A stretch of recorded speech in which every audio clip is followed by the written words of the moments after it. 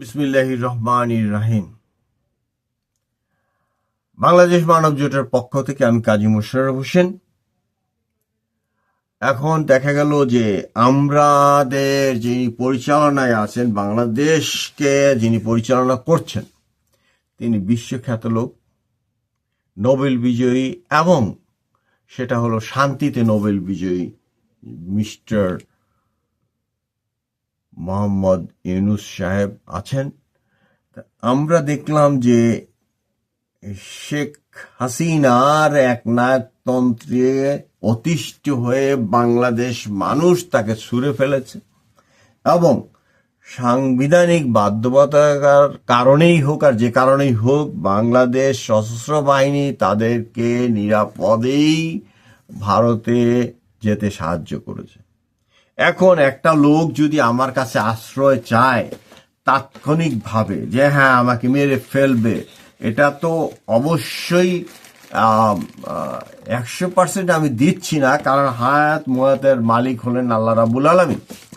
তবে শেখ হাসিনাকে যদি ওই উচ্ছৃঙ্খল জনতা ওই সময়ে হাতের কাছে বা নাগালের কাছে পেত, তবে তাকে যে তারা কোনো টাইম দিত এরকম মনে হয় নাই, কারণ বাংলাদেশ মানুষ সাধারণত কন্ট্রোলে থাকে না আর কি। সে যাই হোক, কিন্তু দেখা গেল যে এইটা নিয়ে একটা সরকারের দায়িত্ব হবে তাকে চেয়ে নিয়ে আসা, বা তার সাথী যারা গেছে ওখানে তাদেরকে ইন্ডিয়া থেকে চেয়ে নিয়ে আসা। চাইলেই যে দিবে এমনটা না, কারণ শেখ হাসিনা তার বাবার হত্যার যে সকল আসামিরা চট্টগ্রামে না, আমেরিকাতে ছিল, তাদেরকে নিতে পারেন নাই। কাজে ইন্ডিয়ার কাছে গেলে সে যদি আশ্রয় চায়, বা ইন্ডিয়াকে দিয়ে দেওয়া হয়েছে আসলে বলতেই পারি, আমাকে মাফ করবেন যদি আমার ভুল হয়ে থাকে।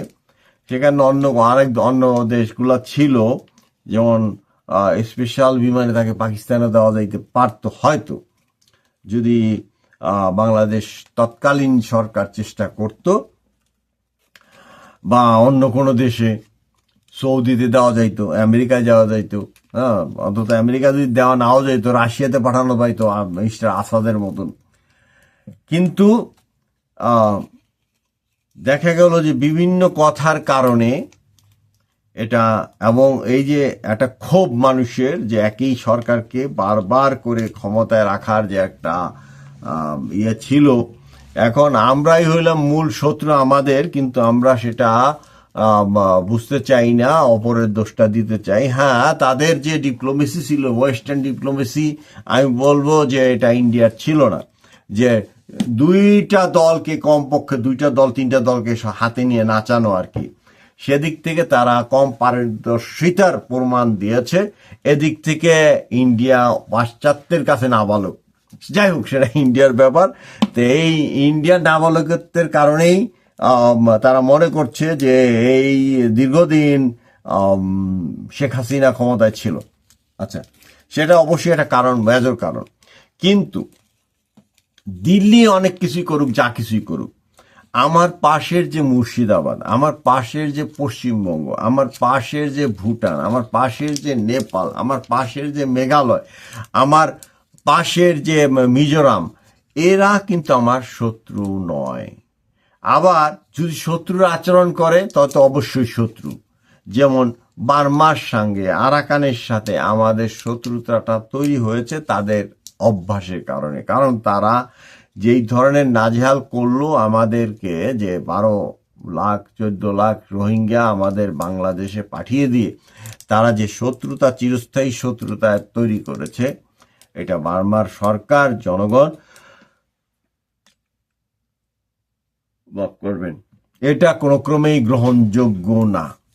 কাজে আমরা, হ্যাঁ, ইন্ডিয়ার সাথে আমাদের কূটনৈতিক সম্পর্ক জটিল হোক, সরল হোক, বা যেভাবে ভালো করা যায় বা মন্দ করা যায়, সবই ঠিক আছে, কিন্তু একই সঙ্গে আমাদেরকে বুঝতে হবে যে আমাদের যে প্রতিবেশী যারাই আছে, এটা ইসলামেও বলে প্রতিবেশীর সাথে সুসম্পর্ক থাকতে হবে।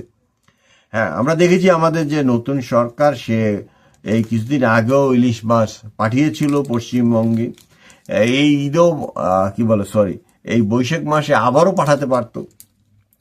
সে যাই হোক, এবং আমার আশেপাশে যারা আছে তাদের সঙ্গে আমার একটা দিল্লির সঙ্গে সম্পর্ক যাই হোক একটি মধুর সম্পর্ক আমাদের গড়ে তুলতে হবে।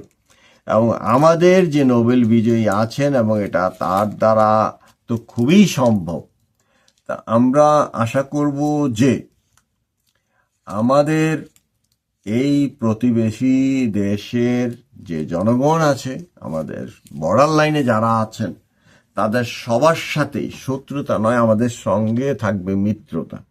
এবং পৃথিবীতে যত জাতপাতি থাকুক, আমাদের দেশের মাওলানা সাহেব বুঝুক আর না বুঝুক, আবার এইটাও বলে ওইটাও বলে, মানে দুই সাইডেই বলে আর কি। তারা বলবে হাদিস থেকে এই দেখো ইহুদি ইহুদি নাসারা নাসারা আমাদের জাত শত্রু, আমাদের এই হাদিসে বলছে, এইটাই বলছে ওইটাই বলছে। কিন্তু এর মধ্যে অন্তত অর্ধেকের বেশি লোক পাইবেন যদি দুইটা টাকা দেন, হ্যাঁ, তাহলে দেখবেন যে ওই ইহুদির জয় গান করবে, ঠিক আছে। আবার উচ্ছৃঙ্খলতা দেখানোর যেটা, সেটা তো চরম ভাবে দেখায় দিছে। বাটার জুতার দোকান, কেএফসি টিএফসি ভাঙ্গা চুইরা মিছিল কইরা ফিলিস্তিন যায়, সর্বনাশ। সে যাই হোক, কিন্তু মোদ্দা কথা হইল এই যে এই গুলাম কিছুই বুঝে না। ইসরায়েল এই যে বাশারের রাজত্ব, সিরিয়ার 13টা বাধাই দিছে। কিন্তু হ্যাঁ, এই পশ্চিমা শক্তি বলা ঠিক হবে না, বা ওই তথাকথিত ইসরায়েলি যে শক্তি, এই শক্তির নেটওয়ার্ক এখন বাংলাদেশে কাজ করতেছে বলে আমার কাছে মনে হয়। কোনো প্রমাণ নাই, কেন সিদ্ধ কথা বলা মুসলমানের উচিত না। কারণ দেখা গেল ওই মোসাদের সাথে দেখা গেল ওই একজন ছাত্র নেতা, প্রাক্তন ছাত্র নেতা এবং একটি দলীয় প্রধান, সে বর্তমানে এখন তার মাখামাখি। এবং এই আরো যারা যারা আছে, আপনারা অঙ্কটা করে নিবেন।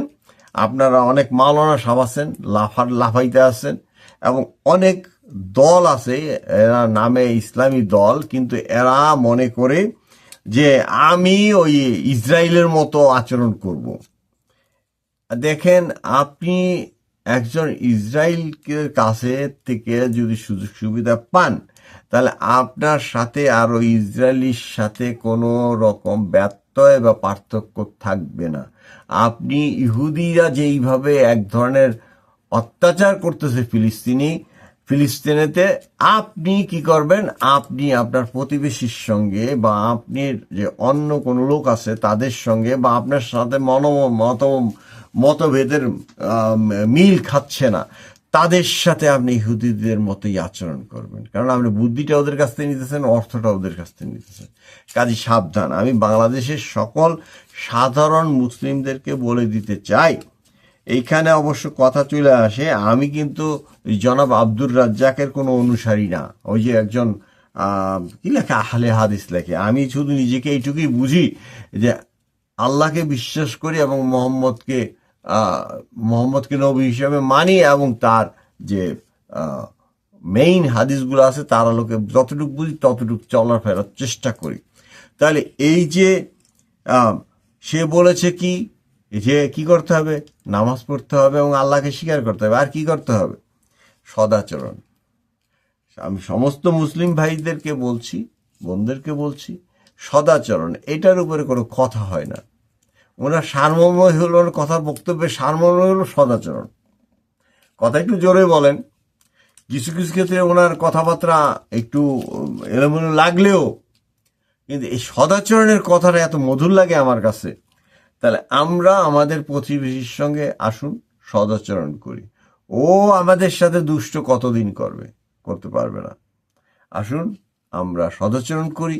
এবং আমার আশেপাশে যে সকল প্রতিবেশী আছে, ইন্ডিয়ার বিভিন্ন জায়গায় বিভিন্ন কায়দায় ক্যাচাল সৃষ্টি করার চেষ্টা করা হইতেছে, এবং সেই ক্যাচালটা যদি মুসলমানদের সঙ্গে, অনেক স্টেটই আছে যেখানে মুসলমানদেরকে চেষ্টা করা হয় অন্তত ন্যূনতম ভারতীয় নাগরিকের মর্যাদা দেওয়ার জন্য, কিন্তু দেখা গেছে যে আমাদের মানে ইন্ডিয়ার যে সেন্ট্রাল গভর্নমেন্ট আছে, তারা অনেক সময় তার ধারে কাছেও নাই, বরং অত্যাচার করে।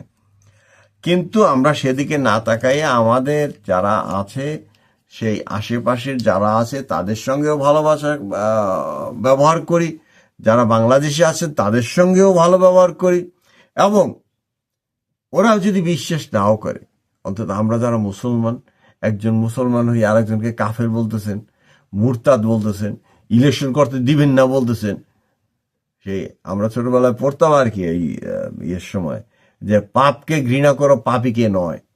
তা আসুন, এই যে যারা বলতেছেন, আমি আবার যদি বলি তাতে আবার আওয়ামী লীগের পক্ষ হয়ে যাইব, স্বৈরাচার এবং তার দোসর আছে, অর্থের সংক্রান্ত যে সকল বিষয় আছে সেইগুলার বিষয়ে কোনো ছাড় নাই। এদেরকে এখনই অ্যারেস্ট করেন, ডবল অ্যারেস্টমেন্ট করেন, সম্পত্তি বাজেয়াপ্ত করেন। কিন্তু কথা হইল, সে মুসলমানই হোক, আপনার মুসলমান ভাই, আর ওই যে আপনার যে হিন্দু বৌদ্ধ খ্রিস্টান যেই হোক, যদি মুসলমান ধর্ম মানেন, তিনি আমাদের মা হওয়ার সন্তান, ফালাবেন কেমনে, কিভাবে অত্যাচার করবেন তার? ওকে, তার মতো তার থাকতে দেন, পরকালে তার আযাব হোক, এটাও কামনা করি না। তাকে বুঝদান করুক আল্লাহ রাব্বুল আলামিন। সবাইকে আন্তরিক শুভেচ্ছা অভিনন্দন জানিয়ে শেষ করছি। আল্লাহ হাফেজ। বাংলাদেশ মানব জোটের পক্ষ থেকে কাজী মোশাররফ হোসেন।